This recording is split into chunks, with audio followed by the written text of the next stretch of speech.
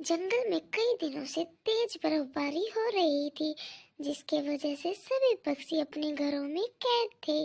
ऐसी ठंड में कोई भी पक्षी अपने घरों से बाहर दाना लेने नहीं जा रहा था। एक तो ये ठंड कम होने का नाम नहीं ले रही, ऊपर से दाना भी खत्म हो गया। घर से बाहर निकला तो ठंड से मरूंगा, घर के अंदर रहा तो भूख से। मैं एक काम करता हूँ, मैं मिट्टू तोते के पास जाता हूँ, शायद उसके पास दाना बचा हो। फिर कबूतर उड़ता है और तोते के पास जाता है। कबूतर यार, तुम यहाँ क्या कर रहे हो इतनी ठंड में? मिट्टू यार, मेरा खाना खत्म हो गया है, तुम मुझे खाने के लिए कुछ दाना दे दो। मुझे माफ करना कबूतर यार, लेकिन मैं तो कल से भूखा बैठा हुआ हूँ। मेरा दाना तो 2 दिन पहले ही खत्म हो गया था। मैं तो खुद आपके पास दाना लेने के लिए आ रहा था। अब मुझसे तो और भूख बर्दाश्त नहीं हो रही। मुझे लगता है अब मुझे खाने को ना मिला तो मैं भूख से मर जाऊंगा। कबूतर चलो हम दोनों लाडो चिड़िया के पास चलते हैं, उसके पास खाने के लिए दाना जरूर होगा। वो दोनों उड़ते हैं और लाडो चिड़िया के घर जाते हैं। चिड़िया के पास तो ढेर सारा भोजन था, क्योंकि उसने सर्दियाँ शुरू होने से पहले ही भोजन जमा करना शुरू कर दिया था। और वो आज इस ठंड के मौसम में अपने घर में आग जलाकर पकोड़े बना रही थी। मम्मा कब बनेंगे पकोड़े? मैं कब से इंतजार कर रहा हूँ। नहीं मम्मा, भैया से पहले मैं पकोड़े लूंगी। नहीं मम्मा, मैं लूंगा, मैं बड़ा हूँ इससे। आज तो पहले मैं ही पकोड़े लूंगी, आप हर बार ऐसा ही करते हो मेरे साथ। चुप कर जाओ तुम दोनों, मैं तुम दोनों को साथ में पकोड़े दूंगी। अब चुप कर बैठ जाओ। तो मैं यहाँ कैसे? लाडो बहन, क्या बताएं, हमारे घरों में दाना खत्म हो गया था और बर्फ गिरने की वजह से जंगल में कहीं भी दाना नहीं है। सारा दाना बर्फ के नीचे दब गया है। मैं मिट्टू तोते के घर गया था दाना लेने के लिए, लेकिन इसका दाना तो मेरे से पहले ही खत्म था। हमने सोचा आपके पास होगा, इसीलिए हम आपके पास आ गए। हाँ हाँ कबूतर भाई, मिट्टू भाई, मेरे पास है दाना। आज तो मैं अपने बच्चों के लिए पकोड़े बना रही थी, आप दोनों भी पकोड़े खा लो।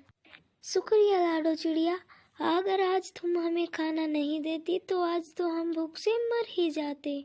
आज पता चला मिट्टू भैया, क्यों मैं धूप में घूमकर सारा सारा दिन दुगना दाना ढूंढ कर लाती थी।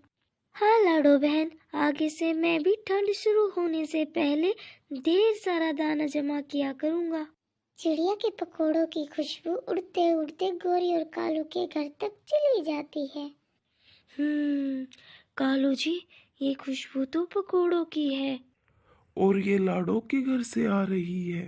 कालू जी, आप जाओ लाडो से पकोड़े ले आओ, वो आपको पकोड़े जरूर दे देगी।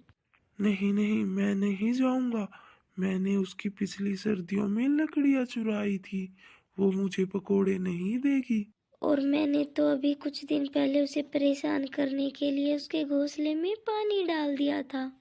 कालू, इस खुशबू से तो मेरा मन पकोड़ों के लिए और तड़प रहा है। अब मुझसे नहीं रहा जाएगा, मैं तो जा रही हूँ लाडो के पास, मैं उसकी विनती करूँगी। चिड़िया का दिल बहुत दयालु है, वो मुझे पकोड़े दे देगी। रुको रुको गोरी, मैं भी चलता हूँ तुम्हारे साथ। मैं भी चिड़िया से माफी मांग लूंगा।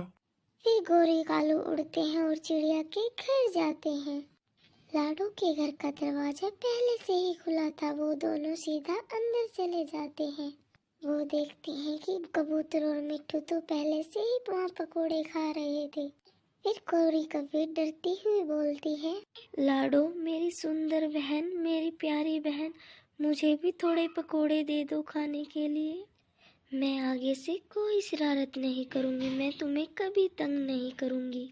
और मैं भी। अच्छा अच्छा, बस करो तुम दोनों, देती हूँ तुम्हें भी पकोड़े मैं। फिर लाडो सबको पकोड़े दे देती है और सभी मिलकर पकोड़े खाने लगते हैं। वाह वाह लाडो बहन, तुम्हारे जैसा दोस्त तो एक सबका होना चाहिए, जो मुसीबत में भी साथ दे और खाने के लिए अच्छे अच्छे पकवान भी बनाए। हाँ ठीक कहा मिट्टू तोते, तुमने सबका होना चाहिए। हाँ लाडो, आज से तुम मेरी पक्के वाली सहेली, आज से कभी भी मैं तुम्हें परेशान नहीं करूँगी। बस तुम मुझे ये स्वादिष्ट स्वादिष्ट पकोड़े बनाकर खिलाती रहना। आपको ये कहानी कैसी लगी कमेंट करके जरूर बताना। धन्यवाद।